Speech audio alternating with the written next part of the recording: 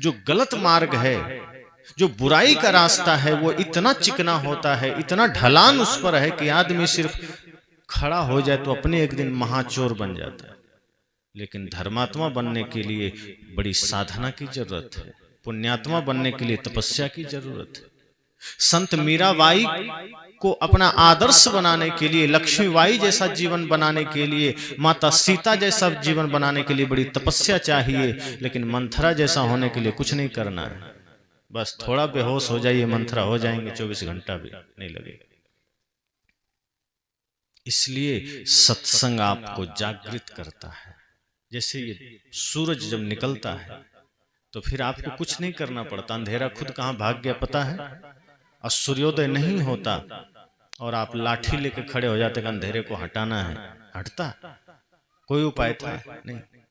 अंधेरे को हटाने का एक ही उपाय है, या तो सूरज उदय हो जाए या फिर आप बल्ब जला दें।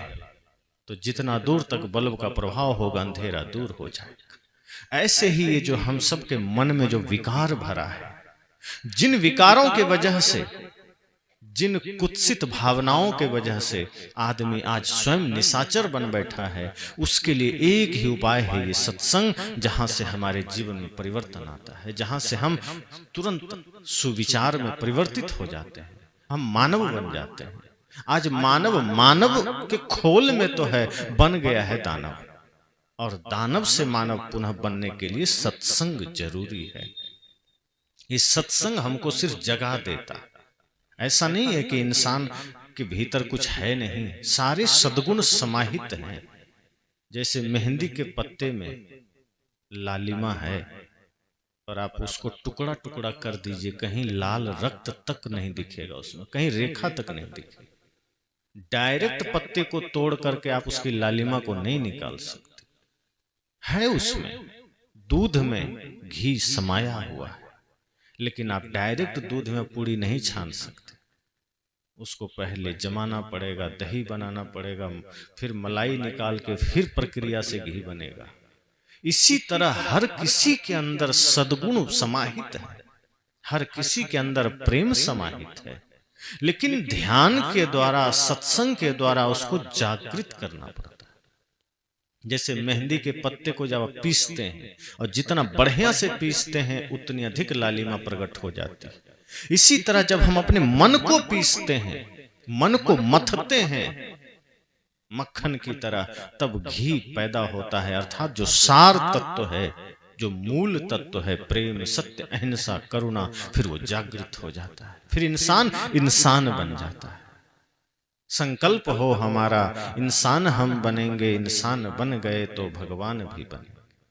संतों ने कहा कि संकल्प यही हो कि हम इंसान बन सके, और जो एक बार इंसान बन गया, फिर वो एक माँ के लिए एक सच्चा पुत्र बन जाता है, भाई के लिए बढ़िया भाई बन जाता है, पिता के लिए आज्ञाकारी संतान बन जाता है, पत्नी के लिए एक अच्छा पति बन जाता है। और अगर हम इंसान ही नहीं बन पाए, तो न वो भाई के रिश्ते को सही से निभा पाया, न पुत्र के रिश्ते को निभा पाया, न पिता होने का फर्ज निभा पाया, न मित्र होने का फर्ज निभा पाया। फिर मित्र तो बनता है, फिर दुर्योधन की तरह मित्र बन जाता है, जरासंध की तरह मित्र बन जाता है। संतों ने कहा मित्र एक ही हो, कृष्ण की तरह, जो आपको सदैव सही मार्ग की ओर ले जाए, जो आपको सदैव सन्मार्ग की ओर ले जाए, ज्ञान के मार्ग की ओर ले जाए। हजारों मित्र की क्या जरूरत है, एक ही काफी है। अगर मित्र ज्ञानी हो, समझदार हो, जो आपको डूबने न दे। और मित्रों की बड़ी समस्या है कि आदमी उसकी बात ठुकरा नहीं पाता। अगर एक बार भाई और माता पिता की बात ठुकरा देता है, लेकिन मित्र अगर है, कैसे ठुकरा दे? मित्र है मेरा। और जीवन में जो भी बुराई आती है, उसका पहला श्रेय मित्र को ही जाता है। आप ध्यान दीजिए, अगर कोई इसमें से बैठे हों, अगर कोई भी नशा करते हों, मन ही मन विचार कीजिए, पहली बार नशा आपको किसी मित्र ने ही कराया होगा, बड़े प्यार से कराया होगा। नहीं नहीं, लो ना, क्या दिक्कत है, हम अपना पैसा खर्च करते हैं, अपना पैसा खर्च करके आपको कराया होगा। तब आपने ये नहीं कहा कि जहर है हम नहीं लेंगे, मित्र ने दिया है, जहर भी है तो अमृत होगा, कोई बात नहीं, ले लेते हैं। और जब 2-4 बार मित्र ने देखा, अब इसको आदत पड़ गई, तब फिर वो पैसा देना बंद। अब आप पैसा खर्च करके खरीद के उसको दीजिए। दुश्मन आपको अगर नशा का सामान दे दे, दुर्व्यसन का सामान दे दे, आप लेंगे? नहीं लेंगे। अरे नशा तो छोड़िए, आपका कोई शत्रु है, अगर वो अमृत आपको देगा तो आप सोचेगा पता नहीं जहर दे रहा होगा। लेकिन मित्र जहर दे रहा है तब भी आप ग्रहण किए जा रहे हैं।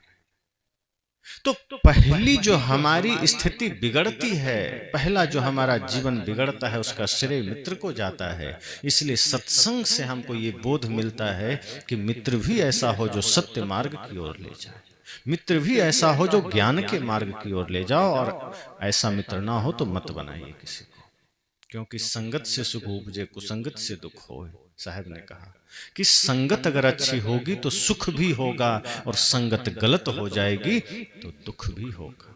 अपन अंदाज करिए, कभी शराब के दुकान पर आप खड़े हो जाइए और गिलास में दूध पीजिए, लोग क्या कहेंगे? शराब पी रहा होगा। संगत का असर हो गया ना। आप दूध पी रहे हैं लेकिन दुकान है शराब की, तो लोग क्या कहेंगे कि आप शराब पी रहे हैं। भले ही आप उसमें लिप्त नहीं हुए, लेकिन लोगों के नजर में तो आप शराबी हो गए। इसलिए संगत का प्रभाव पड़ता है। इसलिए संगत बड़े ध्यान से कीजिए। हाँ, या तो आप में इतना सामर्थ्य हो कि आप शराब की दुकान पर खड़े होइए तो शराबी भी बदल जाए, या तो इतना सामर्थ्य लेके खड़े होइए, या तो इतना पावर बना के वहां बैठिए कि आपके बैठने से 5 आदमी शराब पीना छोड़ दे, वरना बैठिए मत। और ये पावर होना चाहिए। इंसान ठान ले तो कुछ भी कर सकता है। कई बार लोग कहते हैं क्या करें, पड़ोसी है, मित्र है, रिश्तेदार है, सबके वजह से कभी कभी खैनी खा लेते हैं, तंबाकू खा लेते हैं, बीड़ी पी लेते हैं। संत कहते हैं नहीं, इतनी कायरता ठीक नहीं। अपने को इतना स्ट्रॉन्ग कर लीजिए, इतना मजबूत कर लीजिए कि आपके प्रभाव में आके 10 आदमी वैष्णव बन जाए, 10 आदमी बीड़ी तंबाकू छोड़ सके। खुद को ऐसा तो बनाइए। जब आप बढ़िया बनाएंगे, आप चेष्टा करिए कि आप लोगों के लिए प्रेरणा बन सके, आप लोगों के लिए आदर्श बन सके। ये जीवन और किस लिए मिला है? मैंने कहा ये सत्संग आपको जगाता है, ये सत्संग आपको सच में राम की भक्ति सिखाता है। राम की भक्ति वो नहीं है जो आज बहुत से लोग करते हैं। राम का नाम लेते हैं और पीछे से प्लान चलता है कि किसकी जेब काटना है। मुख में राम का नाम है, बगल में छुरी है। कहावत इसीलिए बनी होगी, जरूर लोग ऐसा करते होंगे और आज करते हैं कि मुख में राम, बगल में छुरी। अब मुख में राम राम चल रहा है, विश्वास भी आदमी कर लेता है, धोखा भी नहीं हो जाता। लोग सोचते हैं भाई राम बोल रहा है, कोई गलत आदमी थोड़ा हो, राम का नाम ले रहा है। अब राम का नाम लेके कोई गलत कर रहा है तो भरोसा भी नहीं होता कि ये गलत कर सकता है, लेकिन कर देता है। और फिर ऐसे लोग भी राम के भक्त हो जाते हैं। कृष्ण प्रेम की शिक्षा दे रहे हैं और उनके भक्त नफरत फैला रहे हैं। बुद्ध करुणा की शिक्षा दे रहे हैं और उनके शिष्य जानवरों को मार के खा रहे हैं। ये कहां गई करुणा? तो चाहे सदगुरु कबीर हो, चाहे कोई महापुरुष हो, वो जो रास्ता बताते हैं अगर हम उस पर नहीं चलेंगे तो हम कबीर को क्या माने? कुछ नहीं माने। महापुरुषों का मानना क्या है? उनको मानना, जैसे आप हमको माने, कब माने? जब जाने। आपने हमको जाना, सुना, जो भी 2-4 लोग सुने, मन में जागृति हुई, इच्छा हुई कि चलो यहां प्रत्यक्ष में हम सत्संग सुने। अब मैं कहता हमारे आने की जरूरत नहीं है, मेरा फोटो लगा के वहीं माइक रख दीजिए, सत्संग सुन लीजिए, होगा ये? फोटो बोल पाएगा? पीछे लगा है, वहां माइक लगा दें, आप सुन पाएंगे? फोटो प्रतीक है, मात्र प्रतीक, वो कुछ नहीं कर सकता। फोटो इशारा है, संकेत है कि हाँ ये भी कोई है, इसको प्रत्यक्ष में अगर बुला ले तो आपको मिल सकता है। महापुरुषों के चित्र जो होते हैं वो संकेत के लिए है कि ये ऐसे थे, इनसे हमको कुछ सीखना चाहिए, ऐसा बनना चाहिए। हम क्या करते हैं? फोटो पकड़ के बैठ गए, अगरबत्ती घुमाए, नियम बना लिया कि शायद हम पूजा करेंगे तो भगवान प्रभावित होकर आशीर्वाद दे देंगे, तो दे देंगे। तो ऐसा काम तो चोर भी करता है, वो भी चोरी करने से पहले 2 किलो लड्डू शिव जी को चढ़ा देता है कि प्रभु कृपा करना, चोरी कर लें हम। तो क्या भगवान शिव उसको भी आशीर्वाद दे देंगे, जाओ तुम चोरी कर लो? एक जुआड़ी भी जुआ खेलने से पहले शिव जी पर लड्डू चढ़ाता है, गांजा चढ़ाता है कि प्रभु कृपा करना, जुए में हमको लंबा हाथ मार ले। तो क्या शिव जी उसको भी आशीर्वाद दे देंगे कि जाओ तुम भी जुआ में जीत जाओ?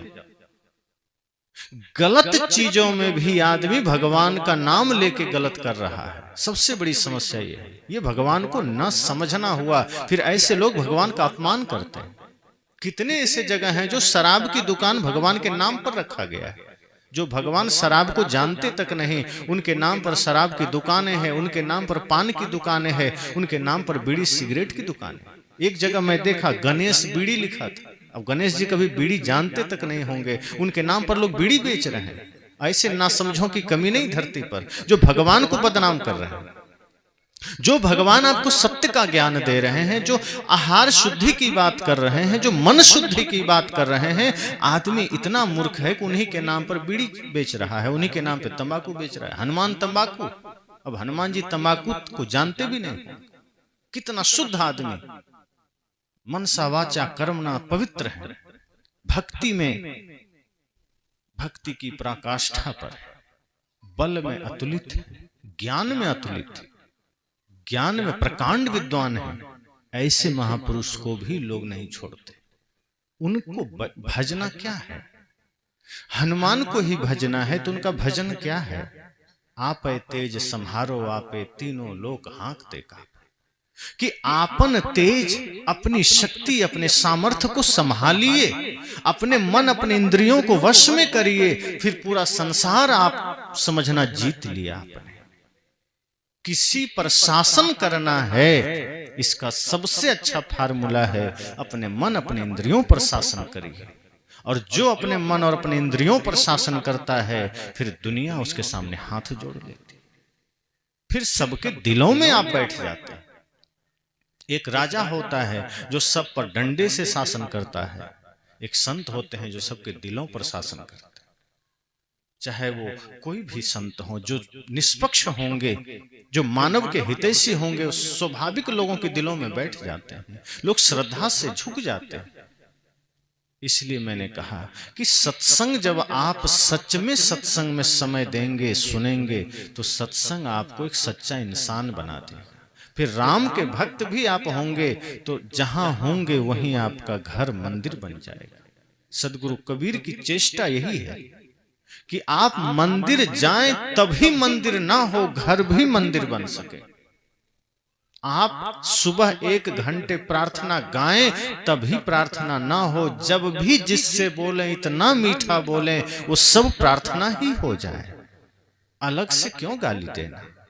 अब दिन में गाली बक रहे हैं, शाम को प्रार्थना गा रहे हैं। दिन में लोगों से क्रोध में बात कर रहे हैं, शाम को 10 मिनट के लिए ओम जय जगदीश हरे कर रहे हैं। तो साहब कहते हैं ये तो पाखंड है। मन को इतना पवित्र रखिए कि बाकी समय भी माता पिता भाई बंधु से प्रेम से बोलिए, फिर आपका वो भी प्रार्थना है, फिर आपका मुख सदैव पवित्र रहेगा। अब कुछ देर पहले इसी मुख से भगवान का नाम लिए, बाद में इसी मुख से आप गाली दे रहे हैं। तो इसी मुख में कभी रावण बैठ गया, इसी मुख में कभी राम बैठ गया। इसलिए आज अगर राम जी का आगमन अयोध्या में हो रहा है, तो मैं आह्वान करूंगा कि वही राम की मर्यादा का, उसी राम के चरित्र का आगमन आप सबके हृदय में होना चाहिए। जिस दिन राम का चरित्र, राम की मर्यादा आप सबके हृदय में आ जाएगा, ये देश, ये दुनिया, ये संसार, ये गांव, ये मोहल्ला सब राममय हो जाएगा, अर्थात सब ज्ञानमय हो जाएगा। फिर ना कहीं कोई भाई दुखी रहेगा, ना कोई मित्र दुखी रहेगा, ना आपका समाज दुखी रहेगा, ना आपका पड़ोसी दुखी रहेगा। जैसे ही सबके हृदय में आप राम को देखेंगे, जैसे ही आप सबके हृदय में राम की पहचान कर लेंगे, सबके साथ आपका व्यवहार मधुर हो जाएगा, मीठा हो जाएगा। फिर आप अपने समाज के लिए, राष्ट्र के लिए सदैव समर्पित रहेंगे। फिर मुख में राम होगा और बगल में भी राम होगा। और वो राम को हमारे संतों ने क्या कहा? रमन्ते योगिना यस्मिन इति रामा, कि जिसमें योगी संत महर्षि सब रमन करते हैं वो राम है, वो आत्मा भी राम है। वो आत्मा, चेतन आत्मा राम ही तो है। तभी तो हमारे महापुरुषों ने बड़े ही गहराई से, बड़े ही बारीकी से कहा कि जब तक मन के विकार नहीं मिटेंगे, जब तक मन के कलुषित भावनाएं नहीं मिटेगी, हृदय में राम प्रकट नहीं होंगे। राम को प्रकट करना है, राम को जानना है, राम को जीना है, तो मन को निर्मल करना पड़ेगा। एक भजन आपने सुना होगा, धोना था मन भूल गया तो धोता रहा तन मल मल के, घर का ईश्वर भूल गया तो तीरथ करता चल चल के, धोना था मन भूल गया तो। क्या कहा? मन को धोना था। अब आदमी कई बार सोचता है कि बाल्टी में पानी लाए, कपड़े धो लिए, तौलिया धो लिया, और कोई कपड़ा है जो सब धो लिया, ये मन को कैसे धोए?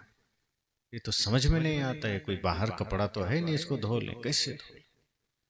और समस्या यही है कि धोना मन को ही। कपड़ा तो बाहरी चीज है, असली तो मन है। मन को कैसे धोना है? कहाँ धोना है? कैसे धुलेगा? कौन धोएगा? कोई धोबी है जो मन को धो दे? तो संतों ने कहा, साहब ने कहा, गुरु धोबी शिष्य कापड़ा, कि गुरु ही धोबी हैं और ये शिष्य कपड़ा है। अर्थात अगर मन को धोना है तो सत्संग में धुलेगा। ये सत्संग वो गंगा है जहां मन धुलता है। बाहर के पानी से आपके कपड़े धुल जाएंगे, शरीर धुल जाएंगे, पर मन के विकार, मन की गंदगी सत्संग रूपी गंगा में धुलेगी। और जब गंगा में, इस सत्संग में हम डुबकी लगाएंगे तो मन विकारों से मुक्त होगा, और जब मन विकारों से मुक्त होगा तो राम आपको मिल जाएंगे। इसलिए राम ने कहा भी है, निर्मल मन जन सो मोहि पावा, मोहि कपट छल छिद्र न भावा। कई लोग राम जी के पीछे दौड़ रहे थे। कोई कुछ दिन उपवास कर रखा था, कोई तपस्या कर रहा था, कोई कुछ हठ योग कर रहा था, लेकिन कोई माता का अपमान करके आया था, कोई पिता से झगड़ा करके आया था, कोई मांस खा के आया था। लोगों को बताया जाता है कि तुम मांस खाओ, मछली खाओ, अंडा खाओ, माता से लड़ो, भाई से लड़ो, कोई बात नहीं, राम का नाम लो, कल्याण हो जाएगा। तो ऐसा ही काम करके राम के पीछे दौड़े जा रहा था। तो राम जी मिल गए, थोड़ी दूरी पर सामने थे। कहा, क्यों मेरे पीछे आ रहे हो? तो उन लोगों ने कहा, आप ही को तो पाना चाहते हैं, ये पूरी दुनिया राम के पीछे भाग रही, हम भी आ रहे हैं, हम आपको पाना चाहते हैं। राम जी ने कहा, मुझे तो नहीं पा सकोगे। उन लोगों ने कहा, प्रभु आपके निकट आ गए हैं, अब तो बिल्कुल पा लेंगे, अब थोड़ी सी दूरी बची है, चले थे तो आप दिखते भी नहीं थे, अब तो हम इतना तेज चले कि आप दिख रहे हैं और आपसे हम बात भी कर रहे हैं, अब आपको हम पा लेंगे। राम जी ने कहा, ये जो फासला है ना, दूरी, ये बना रहेगा, कभी पा नहीं सकोगे। अब ये लोग निराश हो गए।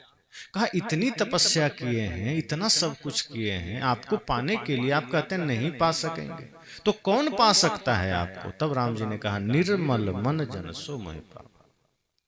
कहा, जिसका मन निर्मल है वो मुझे पा लेगा, उसको मेरे पास दौड़ने की जरूरत, वो जहां है मैं वहीं मिल जाऊंगा। शबरी का मन निर्मल था, कहीं जाना पड़ा, राम खुद द्वार पर आ गए। विदुर का मन निर्मल था, कहीं जाना पड़ा, दुर्योधन का मेवा त्याग दिया कृष्ण। कहा, तुम्हारा मेवा नहीं खाएंगे, तुम्हारा 56 भोग नहीं खाएंगे। कहाँ चले गए? बिना बुलाए विदुर के घर चले गए। विदुर तो बुलाए भी नहीं थे, लेकिन विदुर के जीवन में भक्ति थी, श्रद्धा थी, निर्मल मन था, इसलिए 56 भोग त्याग दिया श्री कृष्ण ने। लेकिन विदुर के घर का साग और रोटी भी अमृत से अधिक स्वादिष्ट हो गया। संत कहते हैं जब आपका मन निर्मल हो जाता है तो समझो राम आ गए। जब आपका मन निर्मल होता है तो समझना आपका घर मंदिर बन गया। तो वहां एक मंदिर बन रहा है, उस मंदिर से आपने क्या सीखा? मंदिर बने न बने, आपका घर, आपका जीवन अगर मंदिर बन गया तो राम तो हर घर में आ गए। राम का आना क्या है? राम का आना सिर्फ राम का नाम का आना नहीं है, राम के मूर्ति का आना नहीं है, राम के आदर्श का आना जिस दिन हो गया समझना राम का आना हो गया। जिस दिन भारत पुनः अपने अतीत के उन गौरवमयी इतिहासों को संजो लेगा, पुनः उसी भाव में आ जाएगा जब ये कहा जाता था कि सर्वे भवन्तु सुखिनः सर्वे सन्तु निरामया।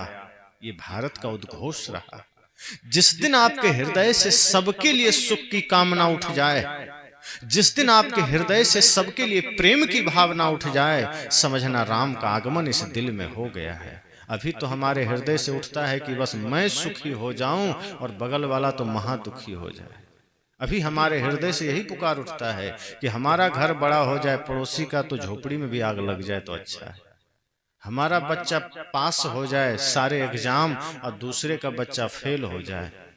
हमें धन मिल जाए, दूसरे निर्धन ही रहें। संतों ने कहा नहीं, जिस दिन आपके हृदय से ये भाव जगेगा कि सर्वे भवन्तु सुखिनः, सबको सुखी कौन देख सकता है? जिसका मन निर्मल होगा। यही हमारा इतिहास रहा है। ये भारत ऋषि मुनियों का देश रहा है, संतों का देश रहा है, साध्वियों का देश रहा है, वीर वीरांगनाओं का देश रहा है। ये कायरों का देश नहीं है, ये निशाचरों का देश नहीं है। और कुछ निशाचर हुए भी हैं समय काल खंड में, तो उनसे हमारे देश की पहचान नहीं हुई। इस देश की पहचान राम कृष्ण बुद्ध महावीर कबीर सुर तुलसी से हुई, वीर भगत सिंह से हुई है, चंद्रशेखर आजाद से हुई है, नेताजी सुभाष से हुई। इस देश की पहचान इन्हीं महापुरुषों से हुई है। हम इनके आदर्श को क्यों ग्रहण नहीं करते? आज आपके बच्चे हीरो हीरोइन के पीछे क्यों भाग रहे हैं? क्यों आपकी बच्चियां रानी लक्ष्मीबाई को नहीं जानती, नहीं सुनती? क्यों आपके बच्चे भगत सिंह को नहीं जानते? क्यों उनका अनुसरण नहीं करते? आपके बच्चे राम के आदर्श को क्यों धारण नहीं करते? आज लोग कहते हैं क्या करें, बच्चे बिगड़ गए। कहां से बिगड़ गए? माँ के गर्भ में बिगड़े हैं, बाहर आकर के आपके संग से बिगड़े हैं। वो कोई पाकिस्तान थोड़े चला गया था, वहां बिगड़ के यहाँ आया। जन्म लिया, आपके बीच रहा, आपने ही बड़ा किया, आपने ही संस्कार दिया, वो बिगड़ कैसे गया? अगर आपके बच्चों में दिव्यता नहीं उतरी, अगर आपके बच्चों में माता पिता गुरु की भक्ति नहीं उतरी, तो वो कोई दोष बाहर का नहीं, आपका दोष है। हम सोचते हैं हमारा बच्चा भी श्रवण कुमार की तरह हो जाए। कि श्रवण कुमार ने क्या किया? माता पिता की सेवा में अपना पूरा जीवन खपा दिया। माता पिता को कांवर में डोली में रख करके 4 धाम की यात्रा करा दिया श्रवण कुमार। आज के बच्चे क्या करते हैं? लालच में, स्वार्थ में पड़ के अपने माता पिता को वृद्धाश्रम की यात्रा करा देता है। 4 धाम की तो क्या ही कराएगा, कहां से कराएगा? वो भावना कहां से आई? माता पिता ही सर्वोपरि देव हैं, ये समझ में क्यों नहीं आता बच्चों को? क्योंकि हमने उसका लालन पालन, उसकी परवरिश धर्म से वंचित होकर किया है। हमने अर्थ को मूल में रखा है, हमने संसार को मूल में रखा है, हमने माया को मूल में रखा है, हमने स्वार्थ को मूल में रखा है। और जहां स्वार्थ मूल में हो जाता है वहां बच्चों में परमार्थ का भाव कभी नहीं आता, त्याग का भाव कभी नहीं आता, भक्ति का भाव नहीं आता। और जो आप बोते हैं वही आप काटते हैं, दूसरा कुछ नहीं मिलता। आप अगर आम का पौधा बोएंगे तो क्या उससे बबूल के कांटे मिलेंगे? लेकिन बबूल का पेड़ बोएंगे तो बबूल का कांटा जरूर मिलेगा, फिर आम का फल नहीं मिलेगा। इसी तरह से अगर बच्चों में दिव्यता आप डालेंगे, सही संस्कार देंगे, सही माहौल देंगे, तो ये बच्चे आपको ही नहीं इस राष्ट्र को भी दिशा दे सकते हैं। इन्हीं बच्चों में से कोई भरत हो गए थे, कोई वीर शिवाजी हुए, कोई राम हुए। ऐसे ही जन्म लेने के बाद ऐसे छोटे छोटे नन्हे नन्हे बच्चे थे। सबको सही संस्कार मिला, माता पिता का बढ़िया संस्कार मिला, ज्ञान मिला, संतों का आशीर्वाद मिला। कोई चंद्रगुप्त, कोई अशोक, कोई चाणक्य हो गए, कोई कबीर, कोई सुर, कोई तुलसी हो गए। आज भी बहुत से महापुरुष हैं। एक आदमी ने कहा कि आज सच्चे संत नहीं,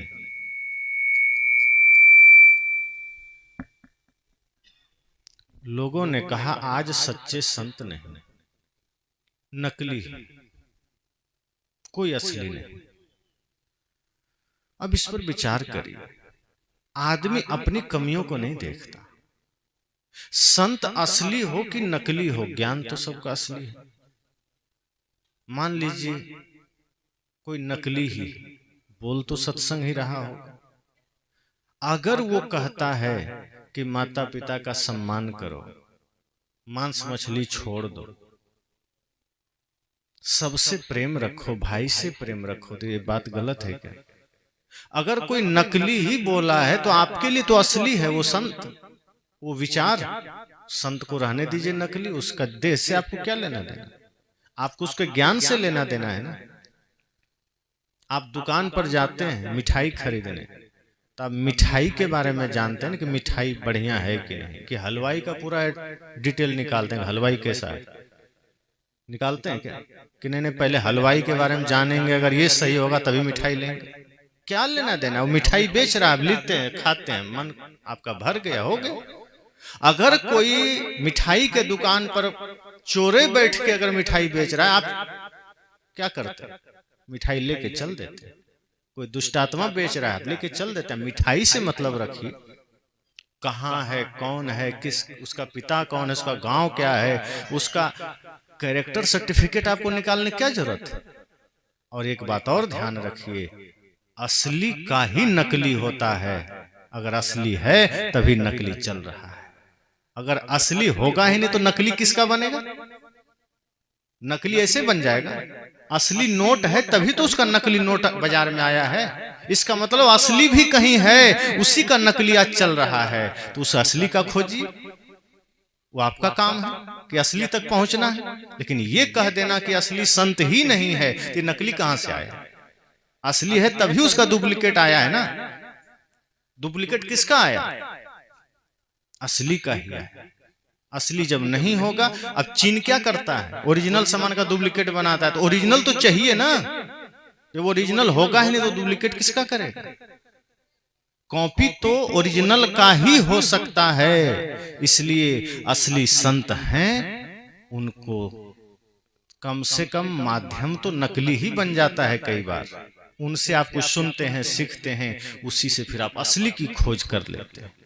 इसलिए सत्संग आपको सब कुछ का भेद बताता है। ये सत्संग आपको एकदम यथार्थ ज्ञान देता है। और सत्संग किसी संप्रदाय का नहीं होता, सत्संग किसी जाति विशेष का नहीं होता, सत्संग मानव मात्र का होता है, बल्कि प्राणी मात्र का होता है। और जो सच्चे संत होंगे वो न किसी जाति में बंधे होंगे, न किसी संप्रदाय में बंधे होंगे, उनके लिए संपूर्ण विश्व उनका परिवार होगा। और अगर थोड़ा सा राष्ट्र भाव से लेंगे तो ये देश उनका अपना पूरा परिवार होगा। सभी लोग उनका अपना लोग होंगे, किसी से कोई विरोध नहीं। चाहे कोई राम को मानते हैं, कृष्ण को मानते हैं, चाहे कोई बुद्ध को माने, चाहे कोई महावीर को माने, क्या दिक्कत है? मान तो महापुरुषों को ही रहे हैं, मान तो किसी न किसी दिव्यात्मा को ही रहे हैं। हाँ, कोई रावण की पूजा कर रहा है और वो मांस मछली खा रहा है, मदिरा पी रहा है, माता पिता को लात मार रहा है, तब भी संत उससे नफरत नहीं करते, उसको सुधारने का प्रयास करते कि कोई बात नहीं, गलतियां इंसान से ही होती। जब तक अज्ञानता है, गलत राह पर चल रहे हैं, ज्ञान का दीपक जलेगा, सारी अज्ञानता मिट जाएगी। और वही आदमी जो अब तक अनादर करता था माता पिता का, उन्हीं के चरणों में फिर उसे तीर्थ नजर आने लगे। वेद में तो कहा ही गया है ना, मातृदेवो भव, पितृदेवो भव, आचार्य देवो भव। वेद को सबसे पुराना ग्रंथ अगर माना जाए या मानते हैं तो उसमें सबसे बड़ा देवता 3 ही आया है, माता पिता और गुरु। चौथा कोई देव नहीं जिनको माना जाए। लेकिन देवत्व का भाव सब में होना चाहिए। जैसे लोग कई जगह बोल देते हैं कि बोलिए अपने अपने माता पिता की जय, तो सिर्फ अपने अपने नहीं, दूसरे के माता पिता की भी जय बोलने में कोई दिक्कत नहीं, क्योंकि माता पिता सबके होते हैं, वो सभी दिव्य होते हैं। कोई कोई माता कोई कोई पिता भी गलत होते हैं। अब जैसे प्रहलाद बेचारा, उनका बाप ही गड़बड़ था, हिरण्यकश्यप। तो कोई कोई पिता भी गड़बड़ होता है, लेकिन पुत्र बढ़िया होकर के पिता को भी तार देता है। और कोई कोई पिता बढ़िया है, पुत्र भटक जाता है। महात्मा गांधी जी के पुत्रों के बारे में कहा जाता है शराबी जुआड़ी थे, भटके हुए थे, गांधी जी इतने महात्मा। तो ये अपवाद होता है। नियमतः ये होता है कि माँ बाप अगर दिव्य हैं, संस्कारी हैं, तो बच्चे भी सही मार्ग पर चलते हैं। और ये सारा बोध आपको सत्संग से मिलता है। तो ये पहला दिन का सत्संग है। और सत्संग चाहे थोड़ी ही देर का हो, सत्संग सदैव जागृति लाता है, चेतना को जगाता है। सच्चे संत आपको ये कभी नहीं कहेंगे कि तुम बस सत्संग सुन लो मुक्ति मिल जाएगी। सत्संग मुक्ति नहीं देता, सत्संग मुक्ति का मार्ग देता है। सत्संग आपको पापों से मुक्ति नहीं देता है। सत्संग ना पाप करने की सलाह और पुण्य अर्जित कैसे होगा इसका ज्ञान देता है। ऐसे भी कुछ ढोंगी लोग होते हैं, हर जगह होते हैं, हर जगह, यहाँ ही नहीं संपूर्ण दुनिया में ये है, जो आपको ऐसे ऐसे चीजों में उलझा देंगे कि आप सही कर्म करना ही भूल जाएंगे। अब अगर कोई आपको कह दे कि आपको नशा छोड़ने की जरूरत ही नहीं है, आपको भाई के साथ जो भी आप कर रहे हैं वो सब करते रहिए, वो भी छोड़ने की जरूरत नहीं है। जैसा लड़ाई कर रहे हैं करिए, भाई का हक मारिए, जमीन छीन लीजिए, माता पिता को गाली दीजिए, बस एक काम करना, रोज एक बार मंदिर में जाके ओम नमः शिवाय बोल देना, सारा पाप हम खत्म कर देंगे। अब सोचिए ऐसा संभव है? ये होगा? जिस वेद में माता पिता को, गुरु को देवता कहा गया, उसका अपमान करेंगे। जिस गीता में, महाभारत में आहार शुद्धि की बात कही गई, आप वो आहार बिगाड़ लेंगे। अगर आपका खान पान बिगड़ जाएगा तो कैसे मुक्ति मिल जाएगी? मैं अक्सर एक उदाहरण देता हूं महाभारत की। अन्न की बात, भोजन की बात आती है तो मैंने कहा कि श्री कृष्ण ने दुर्योधन का अन्न त्यागा। क्या कहा कि तुम्हारे अन्न में अहंकार की गंध है, तुम्हारे अन्न में पाप का अन्न है, और ये पाप और अहंकार का अन्न हम नहीं खाते। हम तो शुद्ध प्रेम, भक्ति और श्रद्धा समाहित भोजन करते हैं, वो चाहे सूखी रोटी क्यों न हो। और सबसे बड़ी बात, भीष्म पितामह की घटना याद कीजिए। मैं कहा करता हूं कि जब बाणों की सैया पर वो लेटे थे, अर्जुन के बाण से घायल होकर के, अनगिनत बाण शरीर में, तो युद्ध दिन भर चलता था और शाम को लोग उनसे मिलने जाते थे। सभी लोग उनसे मिलते थे। उसी क्रम में एक दिन द्रौपदी भी चली गई मिलने। तो द्रौपदी ने शिष्टाचारवश प्रणाम किया और कहा पितामह प्रणाम। भीष्म पितामह ने कहा सौभाग्यवती भवा। द्रौपदी को गुस्सा आ गया। उसने कहा आपके मुख से यह आशीर्वाद शोभा नहीं देता। कहा क्या हुआ पुत्री? वैसे मैं तुम्हारा भाव समझ गया, पर क्यों इतना नाराज?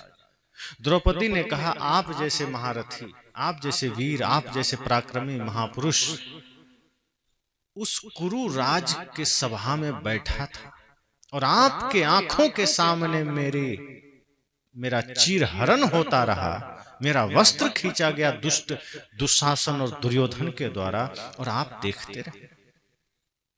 आप वहां बैठे थे, आप चाहते आपके एक इशारे पर यह सब रुक सकता था।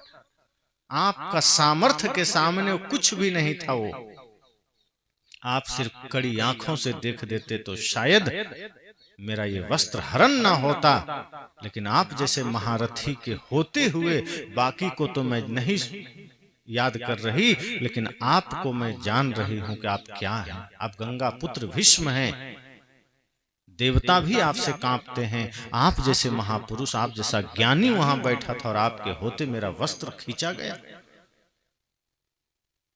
और आज आप मुझे सौभाग्यवती का आशीर्वाद दे रहे हैं।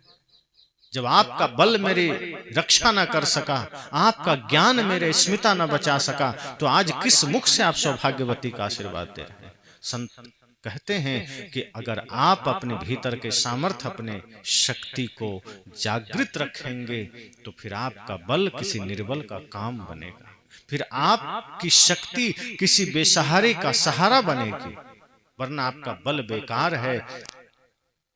द्रौपदी ने कहा उस दिन आपका बल कहाँ गया, उस दिन आपका ज्ञान कहाँ गया, उस दिन आपकी शक्ति कहाँ गई। भीष्म पितामह ने बड़ी गजब की बात कही। उन्होंने कहा पुत्री मुझे क्षमा करना, ये बिल्कुल ठीक कह रही है। मेरे होते तुम्हारा वस्त्र हरण हुआ, मैं बैठा था, ये मेरे लिए सबसे बड़ा पाप का दिन था। शायद उसकी सजा मुझे जरूर मिलेगी और मिल रही है।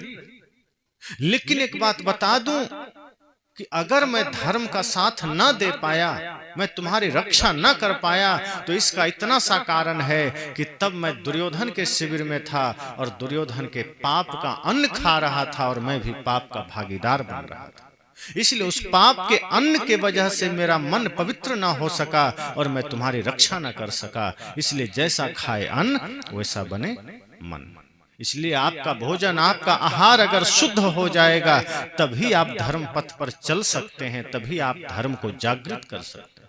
अगर कोई आपको कहता है कि मांस मछली मदिरा खाते रहो भगवान का नाम लो पार हो जाओगे, तो समझना कि वो धोखेबाज है, वो आपको उसे धोखा दे रहा है। वो खुद भी डूबा है, आपको भी डुबाने के चक्कर में। जो उगा हुआ रहेगा वो आपको सबसे पहले वाणी शुद्ध कराएगा, आपका भोजन शुद्ध कराएगा, आपका कर्म शुद्ध कराएगा। बिना कर्म की पवित्रता के अगर सिर्फ पाप करते हुए सिर्फ नाम लेने से कोई पार हो जाए तो गीता का ज्ञान तो फिर फालतू है। गीता पढ़ लीजिए, सब जगह आहार शुद्धि, मन शुद्धि, वाचा शुद्धि, कर्म शुद्धि की बात लिखी गई। क्यों लिखी गई? रामायण पढ़ लीजिए, वेद पढ़ लीजिए, उपनिषद पढ़ लीजिए, सब में मन शुद्धि की बात है, सब में आत्म संयम की बात है, सब में चरित्र सुधार की बात है। फिर तो सारे ग्रंथ फालतू हो गए। लेकिन कुछ लोग इससे भी ऊपर बढ़ जाता है कि नहीं कुछ नहीं करना है, हम गारंटी लेते हैं। कभी कभी तो लगता है हो सकता है अपना अलग कहीं स्वर्ग बना लिया होगा, सबको वहीं भेज देगा। लेकिन ऐसा नहीं है। सच तो यह है कि आदमी जो भी करेगा, जैसा करेगा वैसा ही पाएगा, चाहे वो। अब एक उदाहरण मैं देता हूं, आप लोग प्रयोग करिएगा घर में जाके। खूब ओम नमः शिवाय और गायत्री मंत्र पढ़िएगा 1 घंटा। उसके बाद एक ठो बबूल का पेड़ लगा दीजिए और 2-4-5 साल के बाद अगर आम का फल उससे आ जाए तो फिर मैं समझ जाऊंगा कि मंत्र में पावर था। क्योंकि मंत्र भले आपने सही से पढ़ा है पर कर्म आपने सही नहीं किया। अगर मंत्र के साथ साथ कर्म भी सही कर देंगे तो फिर बात बन जाएगी। और आप अगर मंत्र पढ़ के, यज्ञ करके, हवन करके, नाम जप करके बबूल का पेड़ लगाए हैं तो आम कभी नहीं मिलेगा। लेकिन बिना मंत्र जप के आम का पेड़ लगा दीजिए तो आपको आम का फल मिल जाएगा। खेत में अगर आपने गेहूं बोया है तो धान नहीं काट सकते। अगर आपने गलत कर्म किया है तो कोई नाम जप से ठीक नहीं हो सकता है। हाँ, नाम जप से एक काम हो सकता है। अगर आप सच में निष्ठापूर्वक कोई भी नाम जपते हैं, अगर समर्पण से जपते हैं तो क्षण भर के लिए मन में शांति आ सकती है, मन स्थिर हो सकता है, मन एकाग्र हो सकता है। इतना ही उसका प्रभाव। जैसे कुछ लोग तो नाम जप को भी अब ड्यूटी समझ के लेते हैं। किसी को गुरु ने कह दिया राम राम जपो, या गुरु नाम लो, या सतनाम सतनाम जपो, या सदगुरुए नमः कहो, सदगुरु शरणम कहो, ओम नमः शिवाय कहो, तो आज आदमी उसको भी एकदम नियम से और ड्यूटी समझ के करता है। राम राम राम राम मुख से में चल रहा है, इधर चिंता चल रही है, दुकान पर क्या हो रहा होगा, खेत में क्या हो रहा होगा, बच्चे कहाँ होंगे, पड़ोसी पता नहीं क्या प्लान बना रहा है। दो चार आदमी हंस दिया, राम राम चल रहा है, देख लिया कोई हंस दिया, अब पता नहीं वो मेरे ऊपर क्यों हंस दिया, अब टेंशन हो रहा है, मुख में राम राम राम राम। इसका मतलब वो राम सिर्फ मुख में चल रहा है, वो राम भीतर उतरा नहीं। जब राम राम कहें तो इतनी एकाग्रता से आप कहिए कि वो सारी चेतना मन सब राम के नाम में केंद्रित हो जाए, फिर देखिए उसका प्रभाव।